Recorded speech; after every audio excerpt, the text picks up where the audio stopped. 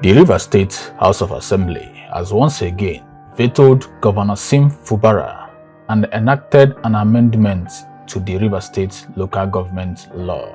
The latest veto is coming on the heels of 5 previous vetoes, during which the Assembly has overridden the governor to enact laws.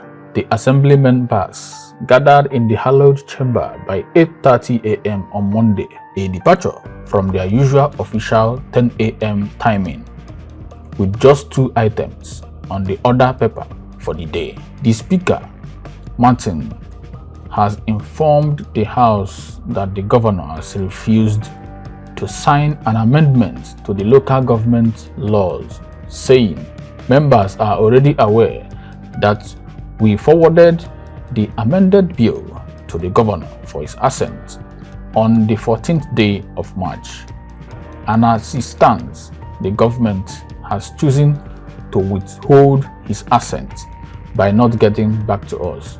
So we are empowered by the Constitution to make progress and, where necessary, override the governor's assent.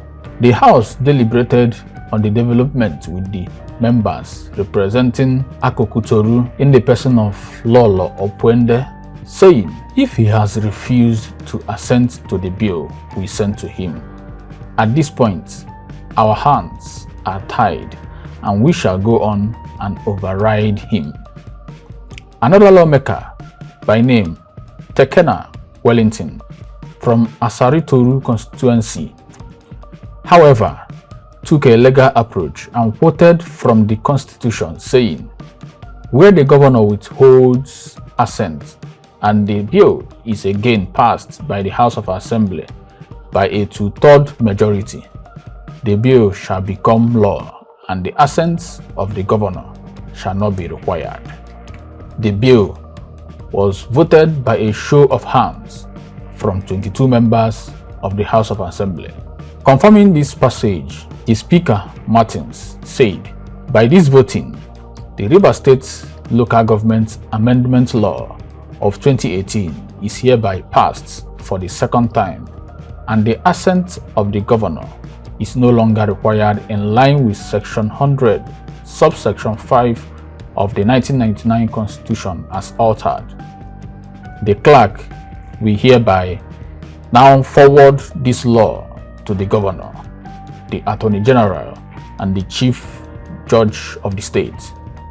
By this new amendment, the House has given themselves power to extend the tenures of the elected local government chairmen by 6 months in the event of an inability of the Rivers State's Independent Electoral Commission to conduct local government election.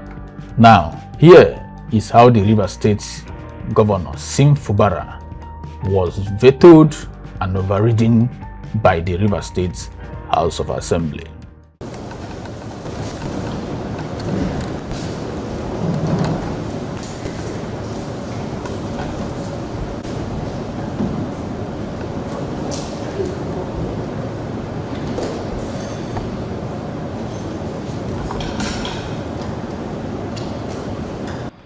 Distinguished colleagues, motion moved and seconded, debate closed.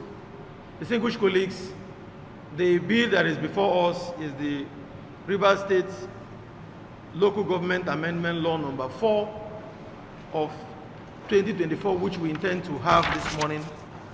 This actually came to us as a bill, and we are all aware that this House deliberated on this bill successfully. This bill was passed, having passed all stages required by law, and this bill was forwarded to the governor for his assent, and the governor received the bill that was passed by this House on the 14th day of March 2024, and the governor has chosen to withhold his assent. And just like members remarked, this House is empowered by Section 100, subsection 5 of the 1999 Constitution as altered to override the governor. And from the presentations of members this morning, I'm convinced that we are of the view that we should make progress on this bill so that it can become law for our dear states. Honorable members, there is no need to say much about it because we already know the content of this bill. Essentially, this bill seeks to ensure that Section 7 of the 1999 Constitution has altered that provides for democratically elected local government system should be the only thing that will take place in our dear states. A situation where caretaker committees or civil servants will be allowed to occupy the office of the chairman of a local government or perform the legislative functions that councillors are supposed to perform is an aberration. And what this bill that is before us seeks to do is to remove that problem. We have successfully amended the Rivers State local government law and outlawed the provision that allows the governor to appoint caretaker committees. The only challenge is that in the event that elections are not conducted, or in the event that there is a natural disaster, or there is any reason why elections cannot be conducted, what happens? What this House is trying to do with this bill is to close the gap. That problem that may arise when election is not conducted and democratically elected officials are not available to occupy these offices. What happens? So this bill intends to cure that problem. And what the bill has said, like we already know, is that in the event that the Federation is at war and Rivers State is physically involved in that war, and for any other reason that the Rivers House of Assembly finds out that the Rivers State Independent Electoral Commission is unable to conduct elections so that democratically elected chairmen, vice chairmen, and councillors of the 23 local governments, for them to take over their offices in our councils, that this bill, when passed into law, should empower the House of Assembly to, by resolution, ask those who were originally elected by the people to remain in office for not more than 6 months at a time, pending the conduct of local government elections. That's exactly what the bill is saying. And we already know that there's a provision of the 1999 Constitution as altered that empowers the National Assembly to, by the same resolution, ask Mr. President to remain in office in the event that elections cannot hold and maybe it's difficult for someone to take over the office of Mr. President in the event that his tenure elapses. So what we are just simply doing is what is already in the Constitution. And it's normal for us to say those who were elected because the people have already chosen them to stay in office pending conduct of fresh elections. And this bill, when passed into law, will make it mandatory for Rivers State Independent Electoral Commission to always conduct elections before the end of the tenure of democratically elected council officials. So that's what it is. And I want to commend members for standing firm for Rivers people, for standing true to our democracy.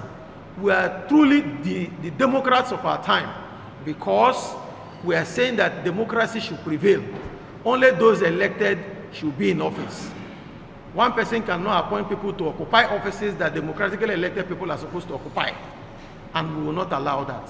And that's exactly what we're saying. So, honorable members, with this brief, let me therefore put the question. Those in favor, members, you know that this, for us to override the governor, Section 100, subsection 5, requires that we have 2/3 majority of membership of this House. And that's exactly what we need to override the governor. So let me put the question. Those in favor that the governor's assent is no longer required in line with Section 100, subsection 5 of the 1999 Constitution as altered should indicate by raising their hands, please.